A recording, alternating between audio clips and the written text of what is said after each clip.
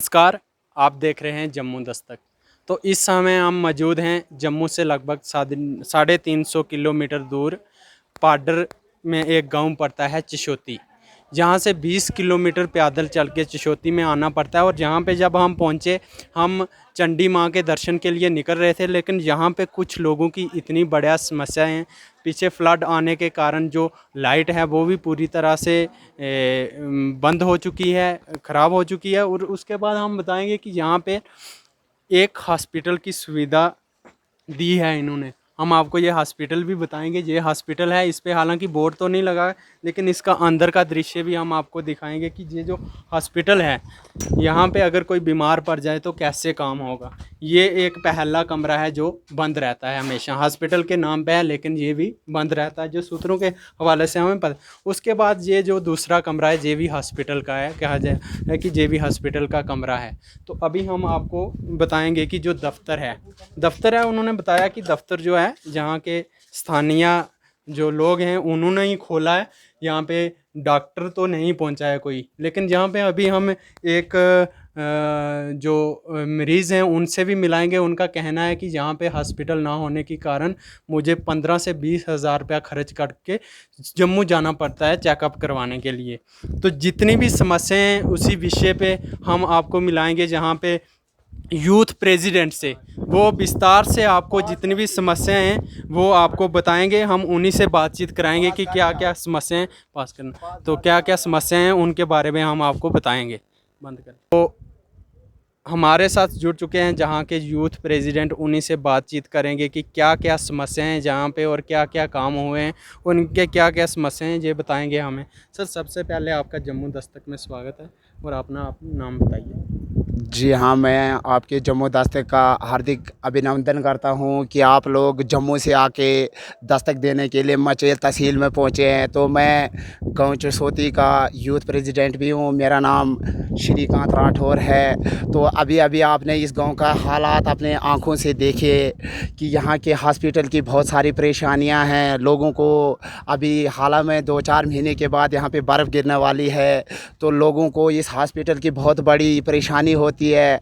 लिहाजा मैं आपके जम्मू दस्तक के माध्यम से जहाँ जहाँ तक मेरी ये बात पहुँचती है, मैं सबको यही पुरज़ोर एक निवेदन करना चाहता हूँ कि वो हमारे गांव चिशोती के इस हॉस्पिटल की इन मुश्किलातों का हल निकालें। क्योंकि यहाँ पे जो भी लोग बीमार होता है, कोई कुछ होता है, कोई दर्द होती है, कोई भी, अभी आपने लाइव देखा यहाँ पे कि हॉस्पिटल में मुलाज़िम एट अ टाइम यहाँ पे नहीं रहते हैं। यानी कि अगर हम आपके जम्मू दस्तक के माध्यम से ये कहना चाहते हैं कि हमारे इस हॉस्पिटल की इस मुश्किलात को हल करें। एडमिनिस्ट्रेशन किस बार से आप क्या अपील करना चाहते हो जितनी भी समस्याएं हैं? तो जनाब, एडमिनिस्ट्रेशन से हम आपके जम्मू दस्तक के माध्यम से जनाब डिस्ट्रिक्ट के डीसी साहब से ये पुरज़ोर निवेदन करते हैं कि आप कम से कम हमारे इन मुश्किलातों का सामना करें, क्योंकि हमें यहाँ पे काफ़ी बहुत मुश्किल होती है। जनाब डिस्ट्रिक्ट के डीसी साहब से हमारे ये निवेदन है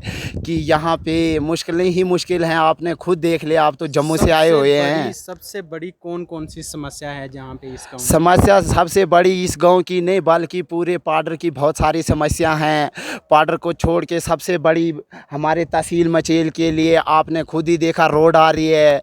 इसको जब हम छोटा हुआ करते थे, कम से कम 5-6 साल के, तो तब से ये रोड आ रही है। अभी हम काफ़ी बड़े हो चुके हैं तो ये रोड जो है वो उधरी है, कोंढेल पे भी नहीं पहुँचे अच्छे तरीके से। लिहाजा हम रोड का इशू लेके, उसके बाद लाइट है, जब से ये 27 रात को जब एक बड़े भयानक तूफ़ान आया था, उसके बाद तो ज़िला प्रशासन, स्थानीय प्रशासन की तरफ से इस तहसील मचेल में कोई गाइडलाइंस, कोई बंदा, कोई भी नहीं आया यहाँ पे उस तूफ़ान के बाद। तो इस लाइट को अभी तक रिस्टोर नहीं किया गया और ना ही कोई एक्शन लिया गया। लाइट तो जनाब दूर की बात है, लाइट तो चलो बोल रहे हैं इधर कहीं आगे चौटू में तालाब बन गया, चलो, तो लाइट को छोड़ के भी यहाँ पे मतलब ज़िला प्रशासन और स्थानीय प्रशासन तूफ़ान के बाद आ ही नहीं रहा है, कोई चक्कर ही नहीं लगा रहा। हमसे पूछताछ ही नहीं हो रही है कि आखिर आपकी कमज़ोरियाँ और मजबूरियाँ क्या हैं। अगर आपकी बात जे एलजी गवर्नर मनोज सिन्हा तक पहुंचती है तो उनसे आप क्या अपील करोगे?